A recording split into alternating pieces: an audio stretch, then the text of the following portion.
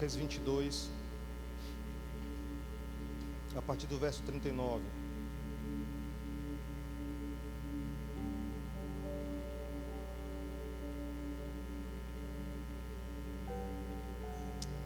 Aleluia. O Pai está na casa, amém? Então não se comporte como se Ele não tivesse. Deixa fluir. Obrigado.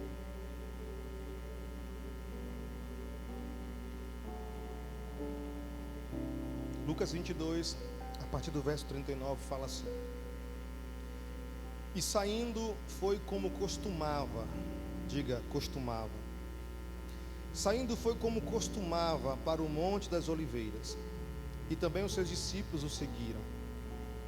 Quando chegou àquele lugar, disse-lhes: Orai para que não entreis em tentação. E apartou-se deles cerca de um tiro de pedra, e pondo-se de joelhos, orava, dizendo: Pai, se queres, passa de mim este cálice.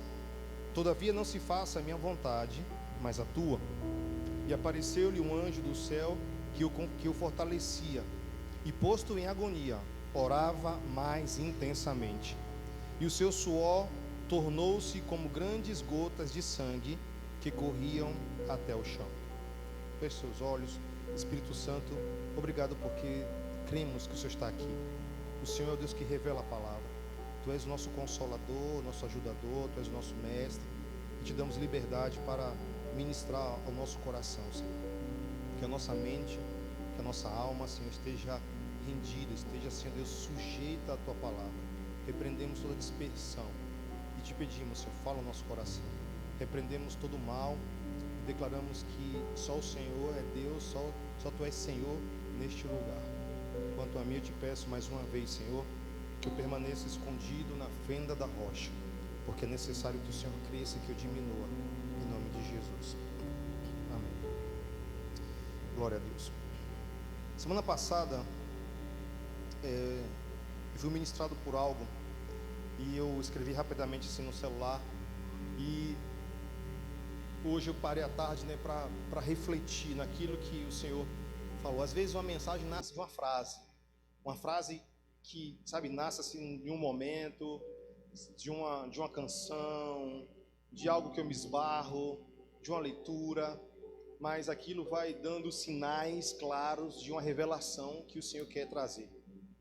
E quando esse texto aqui de Getsemane, em que Jesus ele ora e busca do Pai direcionamento, ele não tinha ausência da informação do que deveria ser feito.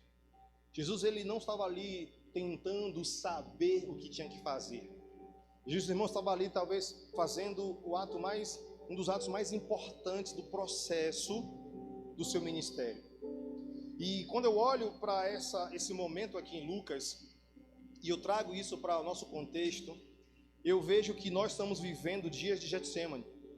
Nós estamos vivendo dias onde nós estamos levados a um lugar de sermos prensados, um lugar onde algo precisa ser extraído, um lugar onde nós vamos ser levados ao nosso maior e talvez mais decisivo desafio no nosso propósito em Deus. Já tá um pouquinho microfonando aqui, dá para dar uma reguladinha. E esse desafio, irmãos, é tempo de a gente aprender a lidar com a nossa vontade. É tempo de a gente reconhecer, irmãos, a necessidade de frear a nossa vontade, o ímpeto humano que muitas vezes tenta nos isentar do único meio, do único caminho que vai trazer redenção não só para a nossa vida, mas também para aqueles a qual o nosso propósito está ligado. Mas será que temos a capacidade hoje de reconhecer quando nossa vontade ela se interpõe com a vontade de Deus? Será que a gente consegue perceber quando a nossa vontade ela se torna uma pedra, um caminho do propósito? Será que a gente consegue, irmãos, distinguir, discernir quando a nossa vontade ela pode comprometer todo um plano e propósito de Deus? E se podemos, como fazemos isso? De que maneira nós podemos, irmãos, identificar e sujeitar a nossa vontade? Porque a gente se depara em algumas situações em que as nossas escolhas, as nossas decisões, elas são tomadas em cima de uma satisfação que para nós é uma evidência do direcionamento de Deus. Às vezes nós pegamos alguns textos, como por exemplo Colossenses 3,15, que diz que seja a paz o árbitro em vossos corações. Ou como por exemplo Filipenses 2,13, em que a Bíblia fala, porque Deus é quem efetua em vós tanto o querer como o realizar, segundo a sua boa vontade. Ou que diria até como Provérbios 10,22, onde a Bíblia fala, a bênção do Senhor enriquece, e com ela ele não traz desgosto.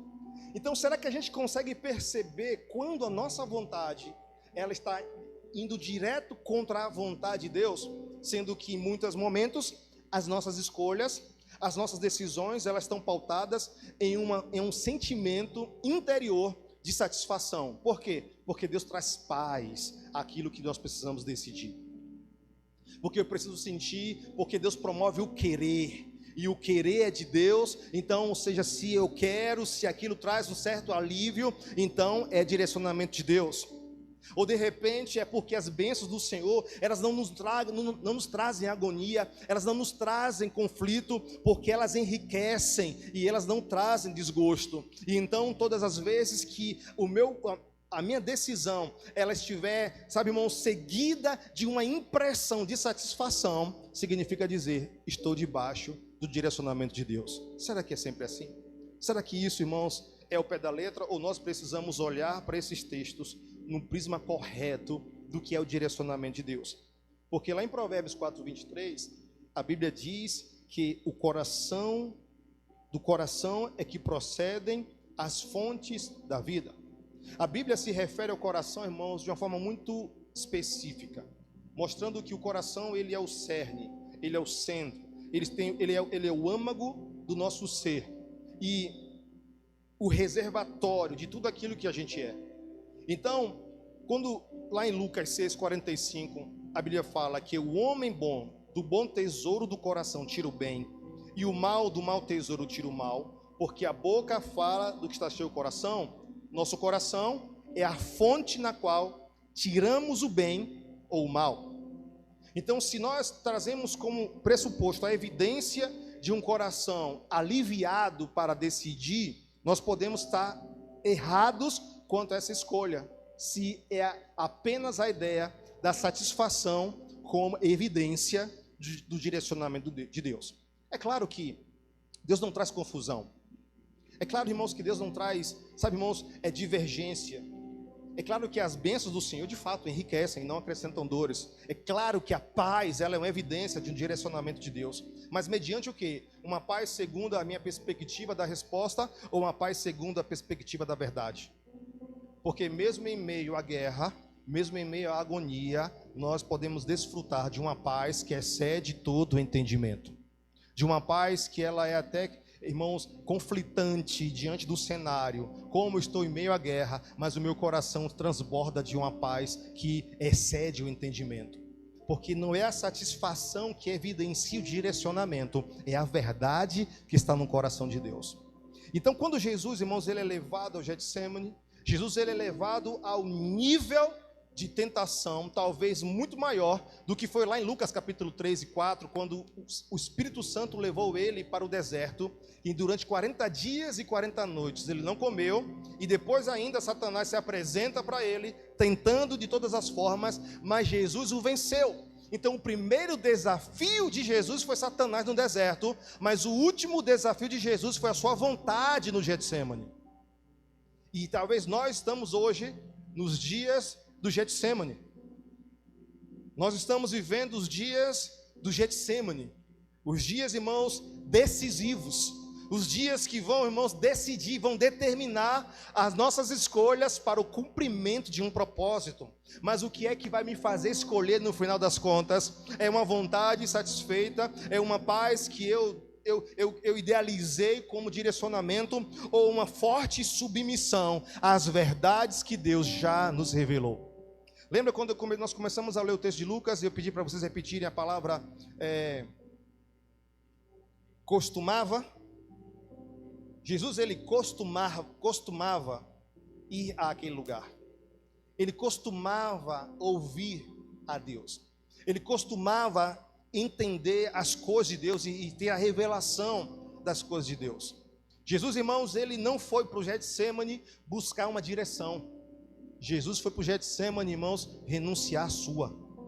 Jesus não foi no Getsêmani esperar, sabe, uma mudança de planos. Ele foi lá, irmãos, reafirmar o que o Pai já o havia comissionado. O Getsêmani foi o lugar decisivo para que o cumprimento do propósito do Senhor através das nossas vidas se cumprisse. Então, irmãos, se o coração ele é essa fonte, o coração, irmãos, é esse centro onde, sabe, irmãos, surge todas as coisas. Jeremias, no capítulo 17, verso 9, vai dizer que enganoso é o coração, mais do que todas as coisas, e desesperadamente corrupto, quem o conhecerá?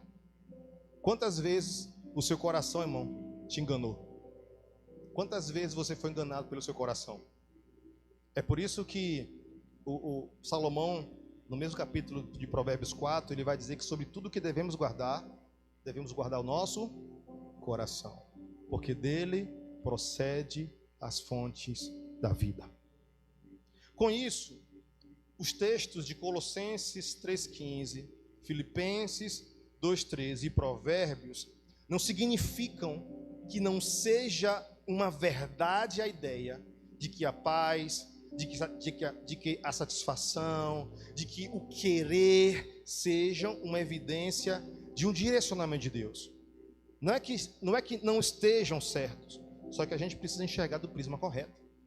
A gente precisa enxergar com a ótica correta, com o entendimento, para nós não abortarmos aquilo que precisamos dar à luz, para não abortarmos aquilo que precisamos gerar, e muitas vezes sob forte agonia, porque no Getsêmani, Jesus, diante daquela situação, a Bíblia fala que ele teve grande agonia.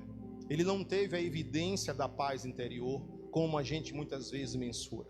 Ele não teve a evidência, talvez, de um querer satisfatório, como a gente muitas vezes cria, idealiza. Mas ele tinha uma forte convicção do que tinha que fazer, de uma vontade que tinha que fazer.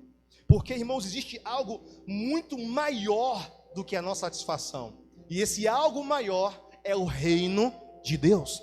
Existe algo muito maior do que o fato de a gente, irmãos, se alegrar com o que a gente faz.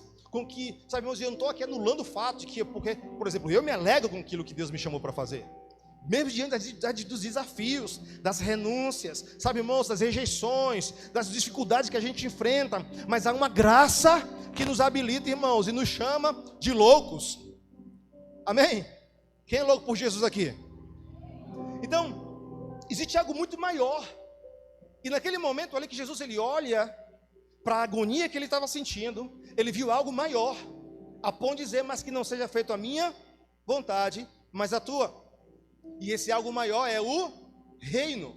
E o reino de Deus não é comida, não é bebida, mas é paz, justiça e alegria. Reino de Deus, ou seja, não se define por aquilo que me alimenta simplesmente na minha vontade. Comida e bebida são ídolos humanos, são aquilo que satisfaz a vontade humana. E o reino de Deus não se baseia nisso. O reino de Deus se baseia nos princípios que Ele mesmo estabeleceu: paz, justiça e alegria no Espírito Santo. Então, se o reino de Deus é paz, justiça e alegria, existe um molde pelo qual a evidência do direcionamento precisa, na minha e na sua vida, irmãos, fazer parte. Quem está entendendo, diz amém. Só os corajosos que não estiver entendendo, diga, não estou entendendo. Não está todo mundo entendendo, glória a Deus. Só que para isso, para a gente entrar nesse lugar, quem quer dizer, né? Para nós entrarmos nesse lugar de convicção, irmãos, nós precisamos ter disciplina. Nós precisamos aprender que o que nós precisamos não é sentir. Diga assim para o seu irmão, o que você precisa não é sentir. Diga assim, você precisa é saber. Amém? Agora fala para o outro lado agora. Você não precisa sentir. você precisa saber. Amém? Então olha só, esse processo de saber, de conhecer a vontade de Deus, irmãos, é aquilo que de Gênesis a Apocalipse nós vamos entender como a principal função e chamado do homem, é conhecer a vontade de Deus. De Gênesis a Apocalipse, Deus revela a sua vontade, e a revelação da vontade de Deus não é a transferência de uma informação. A revelação da vontade de Deus, irmãos, é colocar eu e você no lugar seguro, no lugar de provisão, no lugar de direção, no lugar, irmãos, onde a herança de Deus se manifesta na sua vida. Pensei que eu vi um glória a Deus, aleluia, cadeira subindo, porque nesse lugar do conhecimento da vontade de Deus, irmãos, é o que vai determinar a minha e a sua escolha, porque existe algo muito maior do que a minha satisfação, é o reino de Deus. Por isso lá em Apocalipse 2:26, se não me engano, a Bíblia fala que aqui o vencedor, aquele que fizer a vontade até o fim, o Senhor dará a autoridade sobre todas as nações.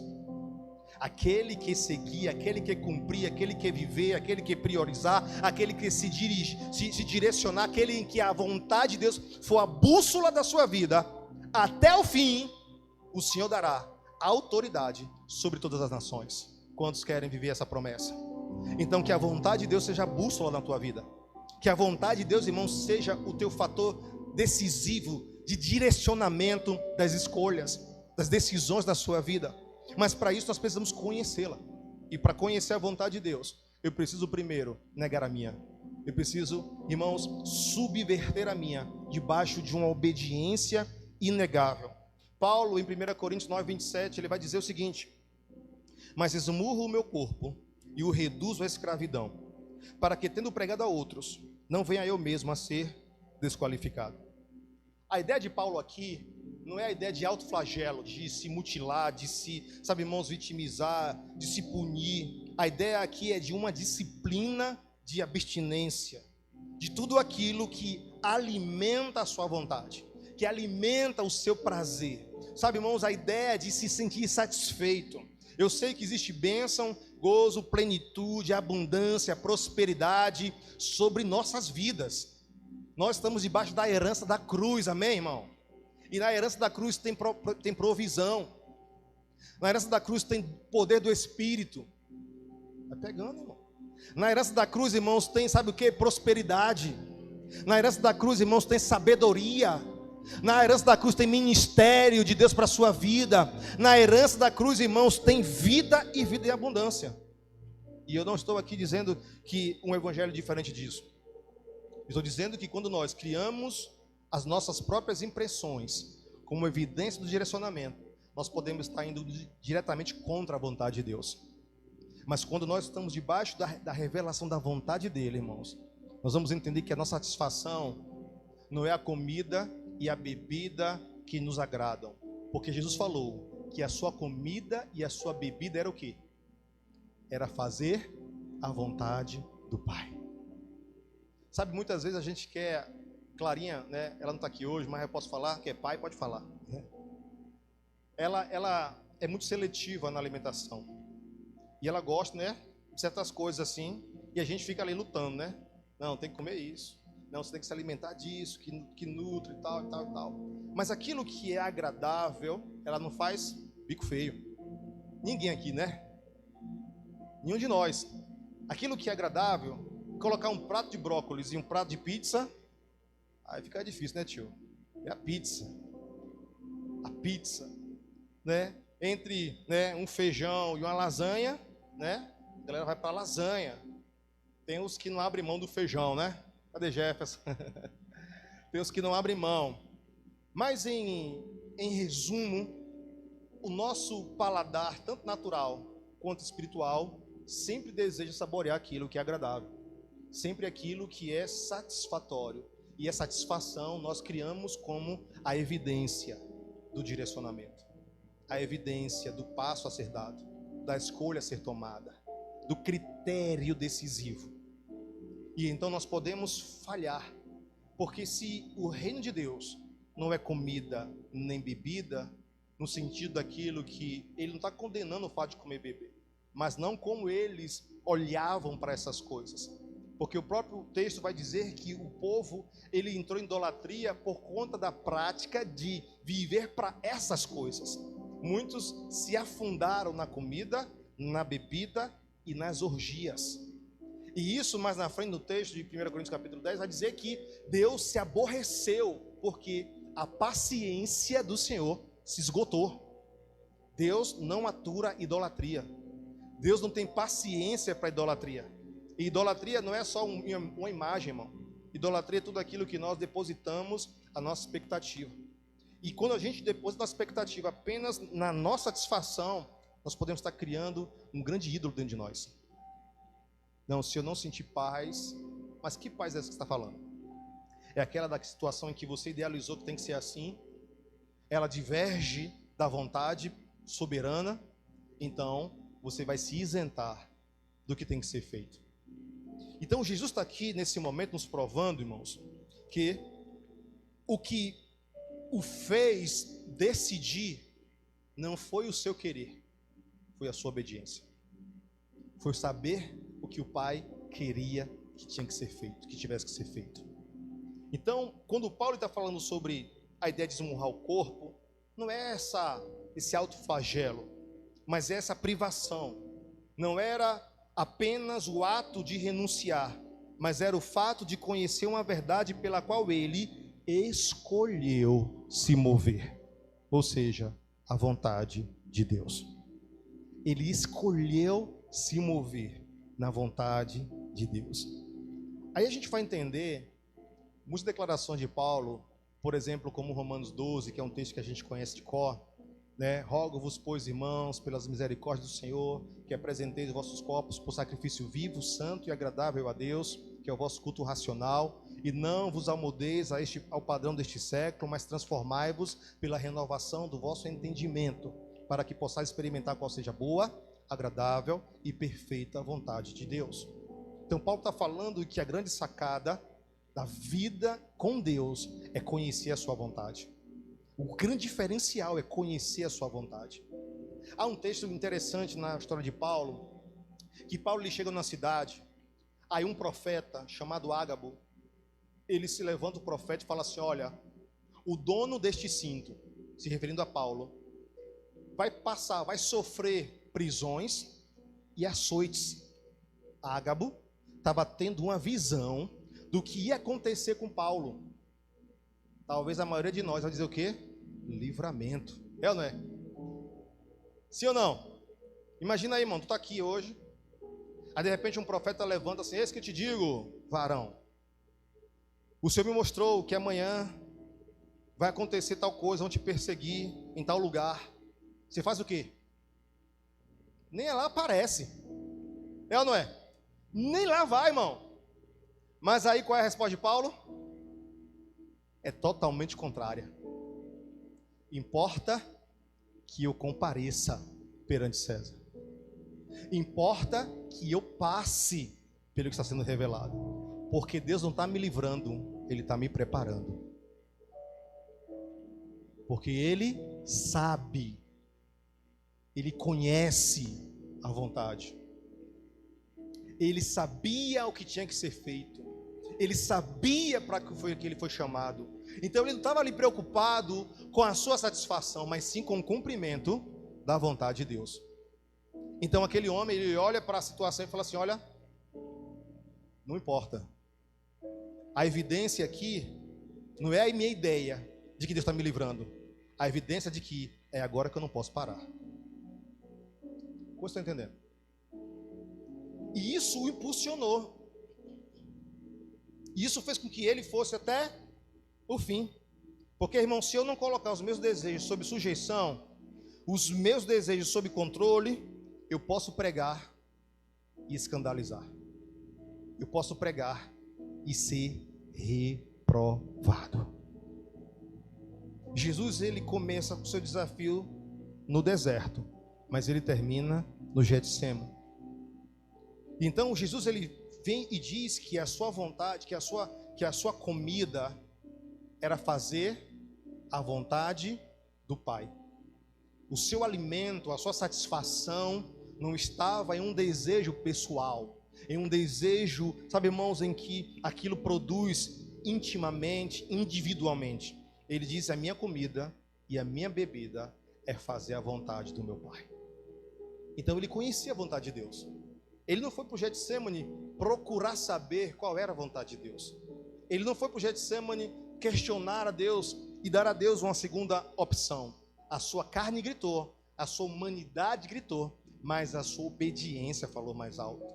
A sua decisão por aquilo que o Pai já o havia revelado. Porque ele não era um homem que visitava o Monte das Oliveiras. Ele era um homem que costumava estar no lugar da revelação, no lugar de ser prensado, no lugar onde ele começou a ver as gotas do extrato daquilo que seria extraído, tirado dele. Então Jesus está dizendo que a satisfação e a paz fazem sim parte do processo de direcionamento de Deus, porém essa satisfação é produto, é resultado de sabermos e fazermos a vontade do Pai, ainda que nos custe muita coisa. Ainda que nos custe, irmãos, tudo, a nossa própria vontade. E a decisão de não conviver com a satisfação própria, ou a ter que conviver com a insatisfação de não ter feito o que sabia que tinha que fazer. Lembra de Caim? Caim, se você fizesse o que deveria ser feito, não é certo que eu teria aceito a tua oferta? Você sabia o que tinha que fazer, Caim. Você não fez porque não quis. Você não fez porque você achou que poderia ter feito de outra forma. Mas o molde é meu, a maneira é minha. E é isso que nós precisamos preocupar. Um dia desse eu estava orando de madrugada e o Senhor trouxe ao meu coração algo. Sabe, irmãos, nós estamos vivendo nesses dias assim, um grande desafio de nos moldar ao Evangelho genuíno. E quando a gente percebe, a gente lê a palavra de Gênesis, desde o primeiro momento em que Deus estabeleceu uma morada na terra, através de, por exemplo, Moisés. Quando Deus disse para Moisés assim: Moisés, prepare, construa um lugar para a minha habitação. Quem construiu o lugar foi quem? Moisés. Mas quem disse que tinha como? Mas quem foi que disse como deveria ser feito? Foi Deus. Moisés executou, mas quem disse como tinha que ser feito era Deus. Deus deu detalhe, disse qual material, a dimensão, tudo que seria usado. Deus falou como deveria ser feito, para que então, segundo a precisão da revelação, a presença do Senhor viesse. Assim também foi no templo. Salomão construiu um templo estonteoso, um templo maravilhoso. E a Bíblia diz que quando terminou de construir o templo, a glória do Senhor veio sobre aquele lugar. Mas quem disse como o templo tinha que ser feito?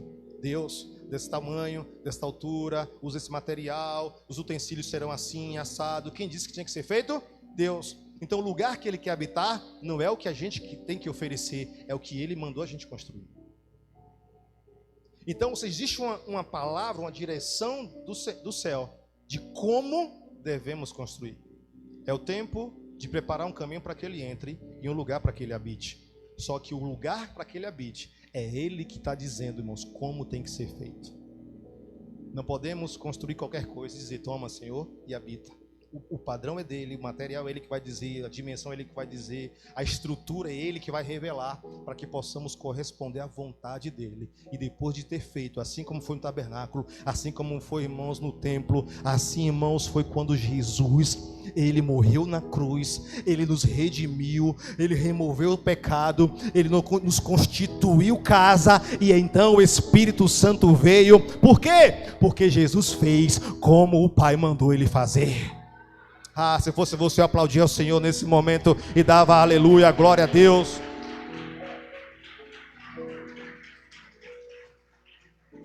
Então esse lugar, ele precisa, irmãos, passar por manutenção diária. Precisamos, irmãos, cuidar disso. Precisamos cultivar um zelo. Lembra como o salmista fala? O zelo pela tua casa me consumia. O zelo por esse lugar onde a presença do Senhor vai habitar. E esse lugar onde a presença do Senhor habita, a revelação da vontade dEle, de nós conhecermos a vontade dEle. E a melhor coisa é essa, irmãos. Por isso Paulo diz que quando nós renovamos nosso entendimento, a gente vai experimentar essa progressividade da revelação, a boa, agradável e perfeita vontade de Deus. Então, diante das decisões, a nossa escolha não vai ser por causa do livramento, a nossa escolha não vai ser por conta de uma satisfação, de uma paz humana, mas de uma obediência à vontade de Deus. Nós estamos vivendo os dias do Getsemane, e é decisivo, irmãos, é decisivo. Então, Jesus, ele conhecia a vontade do Pai, e a sua satisfação estava em satisfazer a vontade do Pai. Então a minha comida e a minha bebida é fazer a vontade do meu Pai. O reino de Deus não é comida nem bebida, não é satisfação humana, mas a minha satisfação é que alimenta, porque é fazer a vontade do meu Pai. E foi isso que o levou até o fim. Então, quando eu paro para pensar nisso, eu chego à conclusão de que Jesus Cristo, ele não venceu a cruz na cruz. Jesus Cristo venceu a cruz no Getsemane. Jesus Cristo venceu, irmãos, todo o processo no Getsemane, porque depois de sua vontade ser totalmente submissa a Deus, nada mais o pararia. Nada. O que quer dizer isso, pastor? Eu quero dizer que no dia que a sua vontade parar de dizer para você o que você tem que fazer, no dia que a tua vontade parar de fazer você ser fraco, medíocre, medroso, sabe, irmãos, nada vai parar você.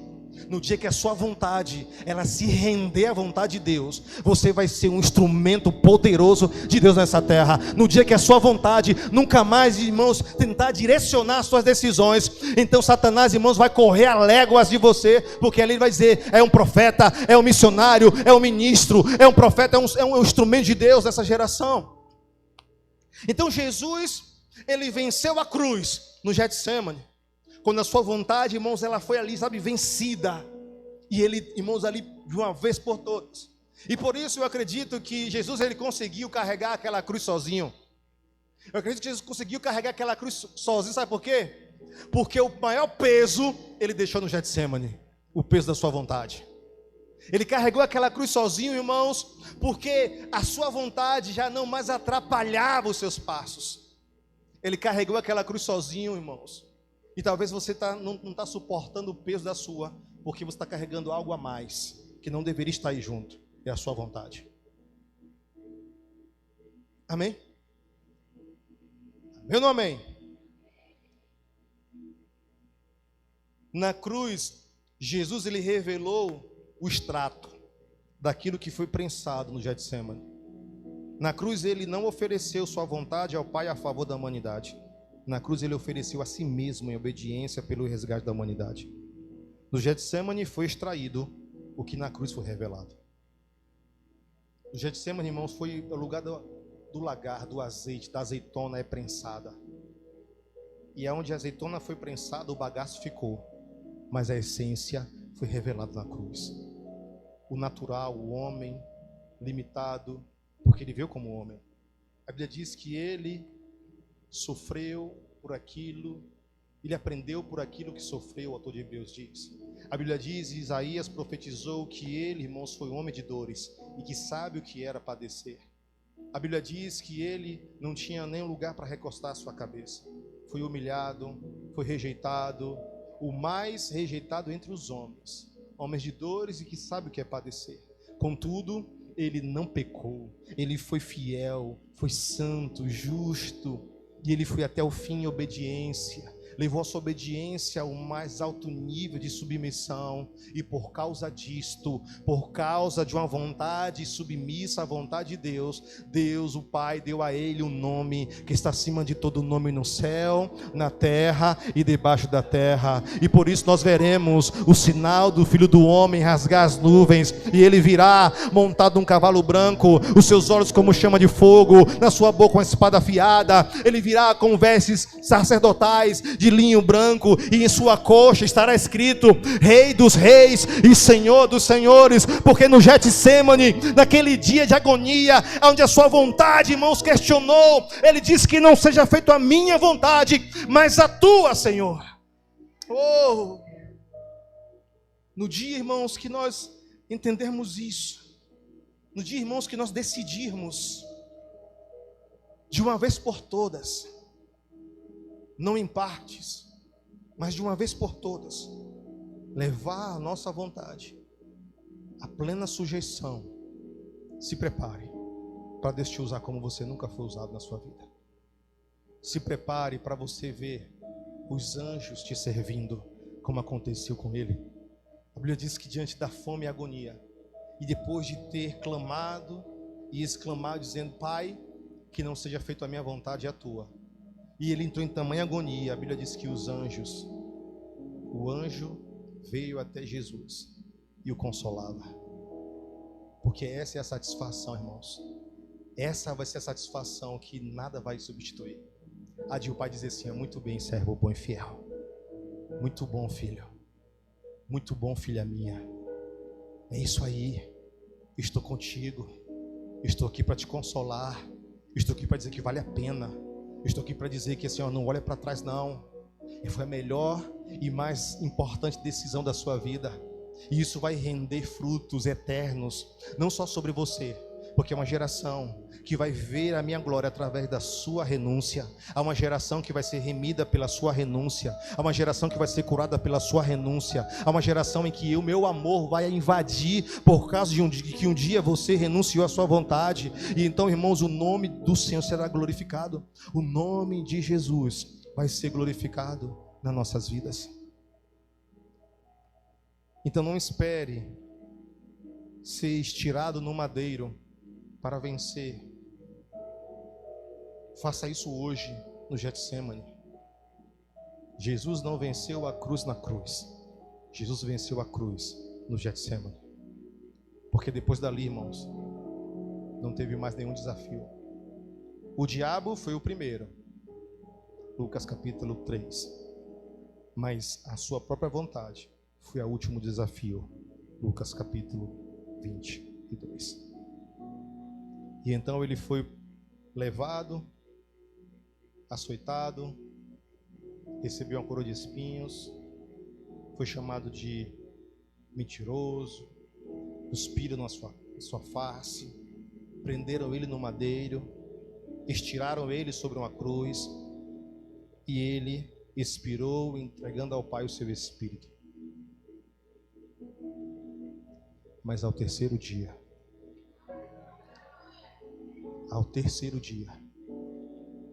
ele ressuscitou.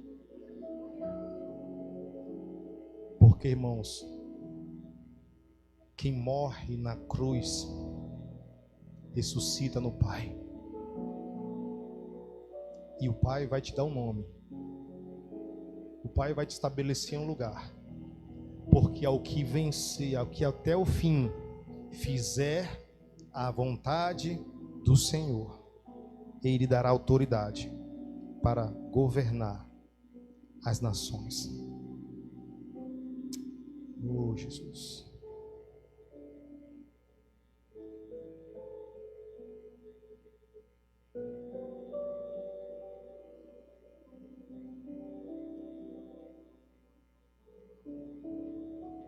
Aleluia. Só Tu és santo, Jesus. Só Tu és santo, Jesus. Acho que não tem nem mais o que dizer, né? Mas sim de nós ruminarmos isso. Eu acho que cada um, irmãos, tem um Getsemane para enfrentar. Cada um de nós temos um Getsemane para enfrentar. Cada um tem um ponto, tem uma área, tem alguma situação, algo que precisa ser levado a esse nível de sujeição a Deus.